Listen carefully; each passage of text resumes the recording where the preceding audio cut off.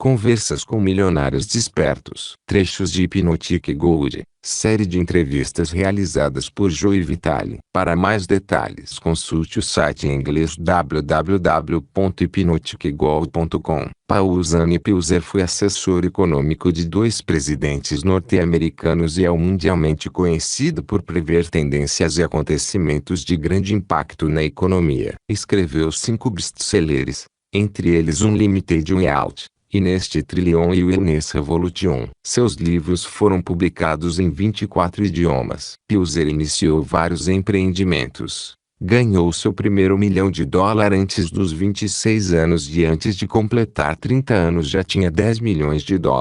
Acredito que eu seja um cientista, tão próximo quanto um economista pode ser de um cientista, e sou realista, porque chamei atenção para coisas que seriam negativas, como na crise das instituições de poupança e empréstimo. Fui uma das primeiras pessoas a escrever um livro sobre isso e previ que a crise aconteceria no início da década de 1980. Com relação à economia em geral, sou otimista, e esse otimismo tem origem na ciência fundamental. O que quero dizer é que toda a riqueza, por definição, se baseia nos bens materiais de que gostamos, como habitação, alimentação, transporte, carros. Poderíamos chamar de nossa riqueza todos os itens que possuímos. A economia tradicional se ocupa da escassez. Se você se lembra das suas aulas de economia do primeiro ano, caso tenha cursado uma faculdade ou um ensino médio técnico onde estuda-se economia, a primeira lição é: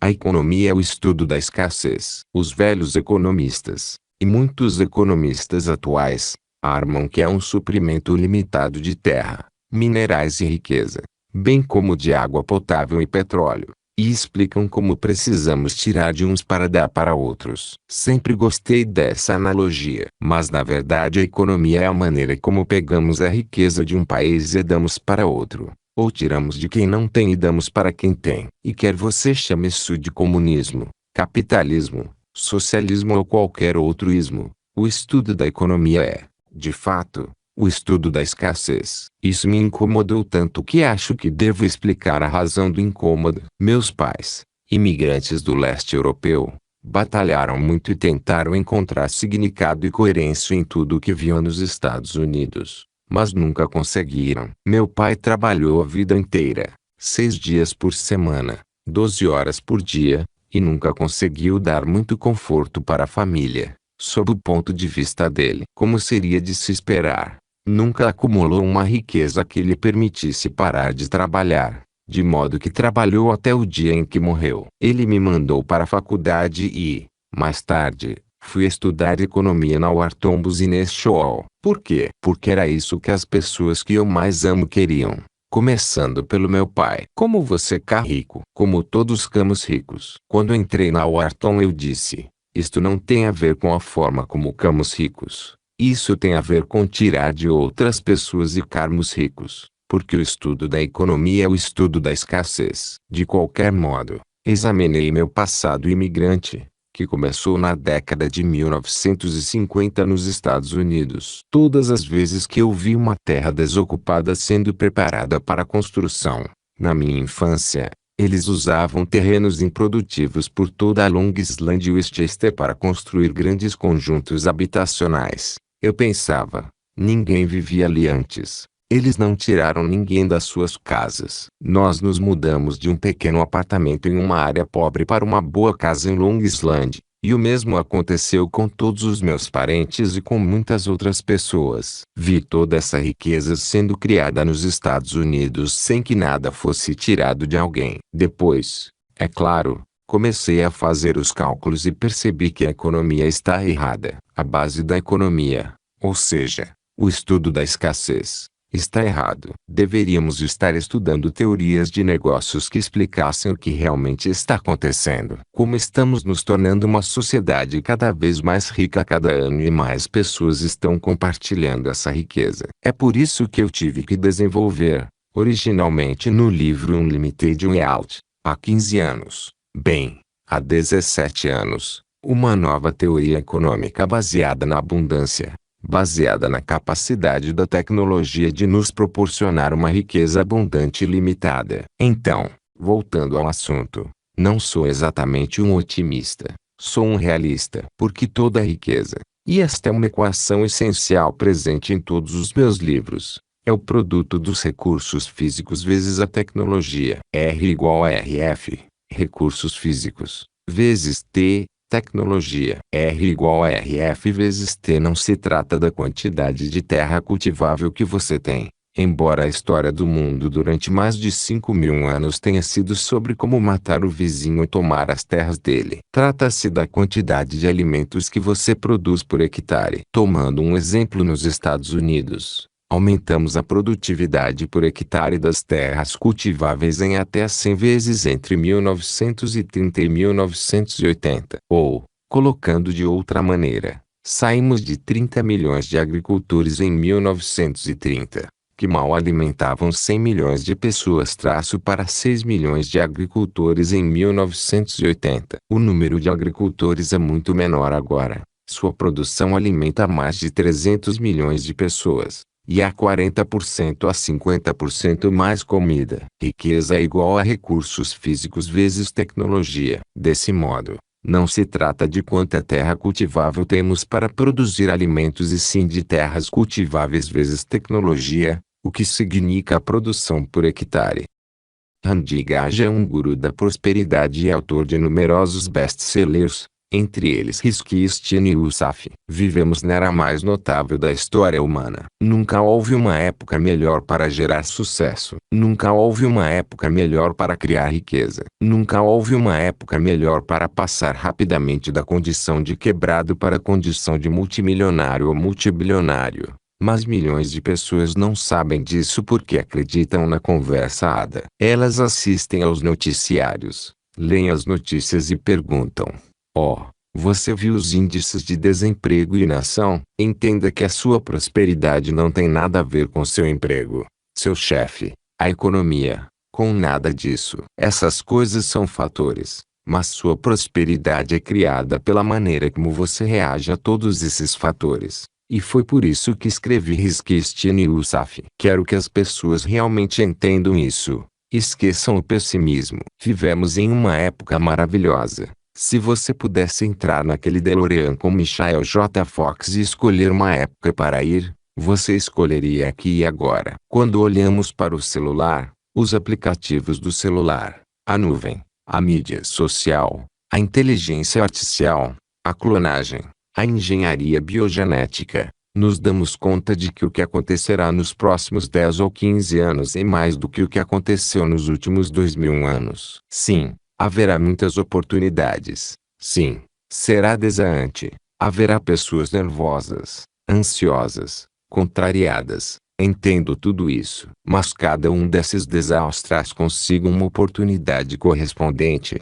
E este é o momento em que você quer estar vivo, bem aqui, exatamente agora. Bruce Muzik é um palestrante internacionalmente aclamado, autor e especialista na arte de usar a mente humana para alcançar o sucesso sem grande esforço. Sua filosofia combina a física de vanguarda com a espiritualidade prática, proporcionando sucesso real para seus alunos em todo o mundo. Talvez a primeira coisa a fazer seja distinguir riqueza de dinheiro. E creio que a maneira mais fácil de fazê-lo seja com uma metáfora. Eu gostaria que você imaginasse o dinheiro como borboletas, e que a maioria das pessoas passa pela vida tentando capturar borboletas. Essas pessoas passam a vida tentando ganhar dinheiro. Elas têm redes e vivem tentando capturar borboletas com essas redes. No final do dia, as borboletas voam e vão embora. As pessoas têm o que elas têm e no dia seguinte voltam a tentar capturar borboletas. Depois de algum tempo, porém, outros caçadores de borboletas dão-se conta de que aquela área particular tem muitas borboletas. Vão até lá com redes maiores e começam a superar os primeiros, que começam a voltar para casa com as mãos vazias e quase sem dinheiro. Ou seja, sem terem capturado muitas borboletas naquele dia. O que acaba acontecendo é que os caçadores de borboletas precisam voltar todos os dias para caçar borboletas. Eles passam a precisar de redes maiores e a descobrir sempre novas maneiras de capturar borboletas. Mas as pessoas ricas não andam por aí caçando borboletas. Joey. Elas plantam um jardim e atraem borboletas para lá. E as pessoas ricas sabem que no M do dia as borboletas irão embora do jardim, mas sabem também que voltarão no dia seguinte, porque têm a tendência de ir para um jardim que atrai borboletas. Desse modo, vou usar o jardim como metáfora para a riqueza e as borboletas como metáfora para o dinheiro. O que quase todas as pessoas fazem é ir pela vida dizendo: quero me tornar um milionário. Quero ganhar muito dinheiro. E lá vão elas caçando borboletas, tentando ganhar dinheiro, sem ter primeiro cultivado um jardim, ou construído uma base de riqueza. Vou então usar isso como uma espécie de metáfora para introduzir este conceito e vamos então falar a partir de um ponto de vista prático a respeito do que é riqueza. Então, a maneira como meu mentor, Roger Hamilton, dê nisso é que riqueza equivale às coisas intangíveis que são especiais para você. Sua riqueza é a sua rede de contatos. São seus recursos. São as suas habilidades. E um dos meus favoritos é o seu currículo. São essas coisas intangíveis também são um mindset é o intangível que você não consegue ver. Quando pessoas ricas perdem todo o seu dinheiro, elas descobrem que o dinheiro acaba sempre voltando para elas. Elas tendem a ganhar novamente o dinheiro. O rabino Daniel Lapin é autor do best-seller On Shall Prosper. A revista Newsweek certa vez o definiu como um dos rabinos mais influentes dos Estados Unidos. Ele fez apresentações para a Boeing, a Microsoft e a Nordstrom, bem como para o Exército dos Estados Unidos. Você deseja construir canais de dinheiro. Você gostaria que tubulações fossem perfuradas na barragem para que o dinheiro pudesse escoar através dos tubos na sua direção. Isso é o que todos gostaríamos. O problema é que você não pode obrigar ninguém a perfurar canais de dinheiro na barragem para que o dinheiro ua para você. De modo que a única coisa que pode fazer é perfurar esses buracos na extremidade onde você está. Como você faz isso? Lançando dinheiro a partir de você. E uma vez que esses canais foram criados por você lançando dinheiro para fora, enquanto esses canais ainda existirem e o dinheiro ainda puder entrar, a maneira mais garantida de criar esses canais é doando dinheiro. Além disso, se você pensar bem, praticamente nada produz tanta conexão social quanto doar dinheiro. Essa é uma das razões pelas quais a menor cidade nos Estados Unidos tem um Rotary Club e nas cidades maiores você encontra todos os tipos de organizações. O teatro e a orquestra têm um setor de doações. Para que são todas essas coisas? Você acha que isso acontece porque todo mundo deseja desesperadamente que haja uma orquestra em Wichita? Você provavelmente sabe que algumas pessoas de fato desejam isso, mas, para muitas outras, estar no conselho da orquestra é uma maneira de conhecer outros seres humanos. As pessoas reconhecem que, quando estamos dispostos a doar dinheiro, formamos conexões e isto é o que importa. É por isso que é assim. Além disso, quer você aceite os princípios da Bíblia, como eu, ou de qualquer outra fonte, um conselho excelente é que as pessoas doem mais de 10% da sua renda. Na minha perspectiva, Deus é maravilhoso, pois Ele deixa que eu trabalhe ganhando uma comissão de 90%. 10% nem mesmo me pertencem. Essa é a beleza da situação. Quando eu dou, estou ajudando mais a mim mesmo do que a qualquer outra pessoa. Bill Bartman, 5, criou 7 empresas bem-sucedidas em 7 setores diferentes, inclusive uma companhia internacional, com 3.900 funcionários, que ele começou na mesa de sua cozinha com um empréstimo de $13.000. Ele foi escolhido o empresário do ano por Nasdaq, USA Today, Merrill Lynch Kaufman Foundation. Durante 4 anos seguidos, suas empresas foram citadas pela revista Inc. entre as 500 companhias que cresceram mais rápido nos Estados Unidos. Ele recebeu um lugar permanente no Museu de História Americana do Smithsonian Institute e ganhou o prêmio Golden Plate, da American Academy of Achievements, como um dos mais destacados empreendedores do século XX. No entanto, onde ele foi um sem-teto. Há um pequeno exercício que eles podem fazer e para isso só é preciso um pedaço de papel e uma caneta esferográfica, de modo que não se trata de nada exótico nem que envolva alta tecnologia. Peguem uma folha de papel, e vou falar devagar para deixar que eles corram para pegar uma agora, e simplesmente desenhem uma linha no centro da folha, dividindo-a ao meio.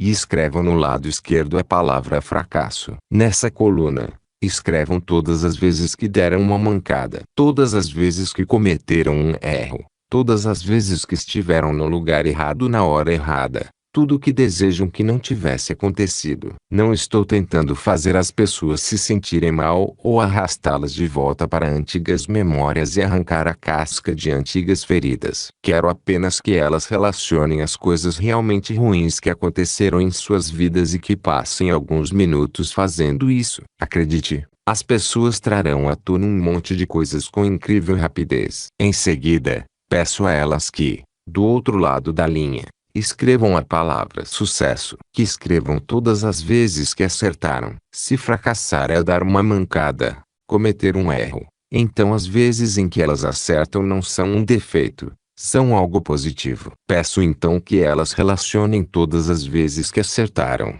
todas as vezes que fizeram alguém feliz, todas as vezes que deixaram alguém orgulhoso, todas as vezes em que se sentiram orgulhosas. Se você estiver fazendo o exercício, então escreva se um professor já lhe deu um tapinha na cabeça, se sua mãe já colocou seu boletim na porta da geladeira, se você um dia fez o gol que deu a vitória ao seu time, se já vendeu mais biscoitos caseiros do que qualquer outra pessoa. Não estou falando de você ter inventado a cura para o câncer ou ganhado o prêmio Nobel. Estou falando apenas das ocasiões em que você acertou. O que acontece todas as vezes é que todas as pessoas colocam mais itens do lado direito do que do lado esquerdo. Todas as vezes, sem exceção. E já conduzi este exercício milhares de vezes. Mas não terminamos. Agora eu digo, esta é uma excelente constatação. Veja. Você tem mais sucessos do que fracassos. Isso não deveria dizer algo sobre você? É claro que diz. Em seguida eu digo, vamos fazer outra coisa. Vamos voltar e examinar esses fracassos. Quantos deles você superou? Quantos deles você deixou para trás? A quantos você sobreviveu? Quantos já não são mais um impedimento? Passe todos estes para a coluna do sucesso. Porque o fato de ter sofrido, e no seu caso o fato de ter sido um sem-teto, é um ponto forte. Não é uma coisa negativa. Você fez algo que nem todo mundo consegue fazer e que o torna melhor do que algumas pessoas. Não melhor no sentido de que aquilo não seja ruim, Joey, mas melhor no sentido de que passou por um sofrimento. E quando você consegue deslocar seus fracassos para o lado do sucesso e finalmente enxergar a si mesmo com clareza, talvez pela primeira vez, ver quem você realmente é. Isso é poderoso. Fatos são fatos. Não podemos mudá-los. Mas é a maneira como encaramos os fatos que nos modifica. Assim, quando olhamos para algo negativo como sendo negativo, nós pensamos ai de mim, dei uma mancada, não sou muito esperto e sou desprezível. Mas se recordarmos o acontecimento e dissermos, ei, eu sobrevivi a isso. Superei isso. Sem dúvida tomei uma decisão errada na época. Mas por Deus, eu tinha 12 anos, 18 anos ou 22 anos, ou qualquer outra coisa. Mesmo assim, eu consegui superar a situação. De repente, você começa a pensar, cara, essa coisa negativa é na verdade positiva. Gene Lander, um executivo de uma startup de alta tecnologia que se tornou educador e escritor. Como empresário, criou o que todos conhecemos como o conceito Chuck Chase do entretenimento familiar, entre outras aventuras empresariais. Depois de interagir durante muitos anos com personalidades criativas e com desempenho excepcional, ele começou a escrever livros a respeito daquilo que motiva as pessoas notáveis. E foi aí que me tornei um grande fã dele. Sua tese de doutorado, Innovator Personality, deu origem a muitos livros sobre o lado mental e emocional do sucesso. Ele também escreveu o Superman Syndrome, Yobe como Believe. Como você sabe, falei muito sobre Henry Ford, que estudou apenas até a quinta série. Ele estava em Detroit. Você acha que ele sabia o que estava fazendo? Não.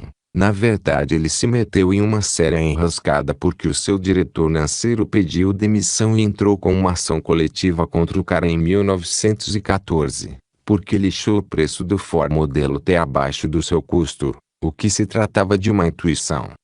Falamos aqui, Joey, sobre a mesma coisa. Às vezes sabemos demais para o nosso próprio bem. Sabemos muito, e você me ouviu dizer isso, Joey, em algumas das nossas entrevistas. Eu não sabia o bastante para entender que não poderia ter um rato entregando pizza em um restaurante chamado Chuck E. Cheese, e as pessoas diziam: você está maluco, cara. Nós matamos ratos. Não podemos ter um rato. Eu digo às pessoas que eu não sabia o bastante para entender o que eu não poderia fazer e quis uma coisa que, por acaso, acabou dando certo. Quando eu estava fazendo a pesquisa sobre a vida de Oprah Winfrey, descobri que, quando ela tinha 20 anos, ficou apavorada quando estava prestes a aparecer no seu primeiro programa na televisão, e disse: eu não sei como fazer isso.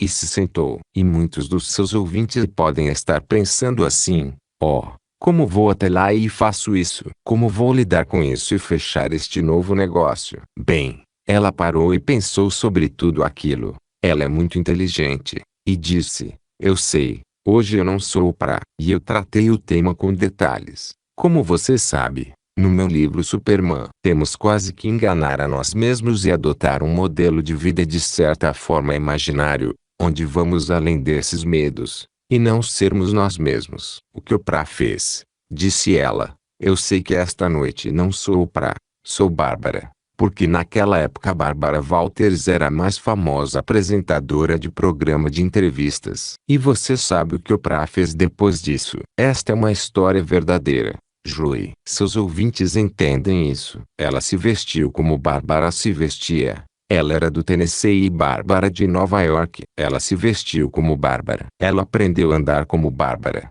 Entrou naquele palco, agiu como Bárbara e tentou falar como Bárbara. Sabe o que eu acho tão interessante a respeito disso do ponto de vista motivacional? Você sabe o que é? Hoje ela vale mais do que Bárbara. Ela vale 2 bilhões de dólares.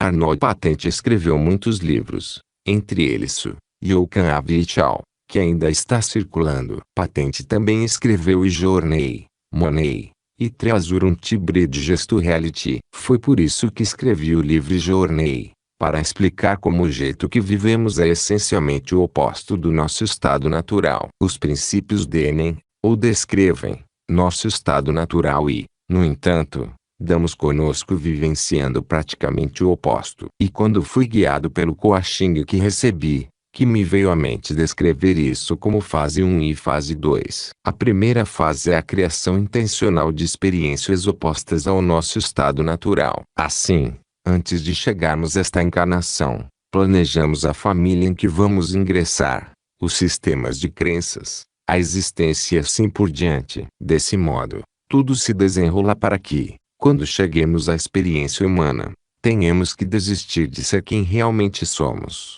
do poder e da presença de Deus, e esquecer qualquer lembrança disso. Entenda, nós procedemos da unidade e durante todo o tempo que passamos na eternidade estamos retornando à unidade, mas ao longo do caminho exploramos outras maneiras de vivenciar a nós mesmos e a experiência humana. Essa esfera onde estamos é muito densa e só podemos vivenciá-la tornando nossa vida oposta ao seu estado natural. Então, assim como acontece com as pessoas que ouvem este e outros programas, em um momento particular alguma coisa ocorre dentro de você que diz: espera aí, a vida encerra mais coisas do que venho vivendo até agora. E é aí que está a busca que você fez, que eu usei, que todos usemos, à procura do que está realmente acontecendo. É aí que começamos a segunda fase, o movimento consciente de volta ao nosso estado natural. Então, o que importa a respeito disso é reconhecer que cada um de nós é, em essência, o criador da experiência da primeira fase. Começamos a tornar a nossa vida o oposto do nosso estado natural e, como somos o criador, podemos também ser aquele que não cria. Eu gostaria de acrescentar a isso outro elemento. Veja, quando falamos a respeito da criação, há dois níveis de poder. O verdadeiro poder reside com o divino. Não podemos criar nesse nível. Nós criamos com um C minúsculo. Essencialmente, essas criações são formadas na nossa imaginação. Elas não são reais e não duram nesse sentido, mas podemos nos convencer a acreditar que elas são reais. E é o que fazemos, de modo que essa é a nossa experiência humana. Sempre de certo modo ilusórias, sempre inventadas, mas, por causa do nosso poder criativo para conceber ilusões, também podemos criar a convicção de que são reais. Quando você entra no processo de despertar, começa a perceber a diferença entre o nosso nível de criação como seres humanos e a criação no nível divino e a separar esses dois níveis.